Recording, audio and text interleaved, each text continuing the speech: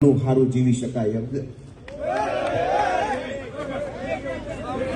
બધા ભાગ્યશાળી છીએ કે 50 જણા લઈને જવું પડે છે।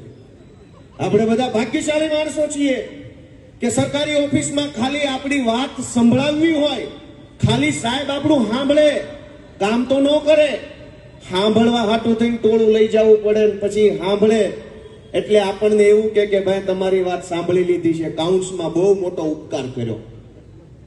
મિત્રો, કઈ પરિસ્થિતિ છે? હું તમને વારંવાર વિનંતી કરું છું કે અમારી ચિંતા ન કરો। ગોપાલ ઇટાલિયા ઉપર બિલકુલ રહેમ ન કરતા, ગોપાલ ઇટાલિયા ઉપર દયા ન ખાતા, પણ તમારા પોતાના ઉપર, પોતાના બાળકો ઉપર, પોતાની માલ મિલકત ઉપર, અધિકારો ઉપર તો થોડીક દયા ખાજો કે આવી હાલતમાં નથી જીવવાનું, આનાથી ઘણું સારું જીવી શકાય એમ છે।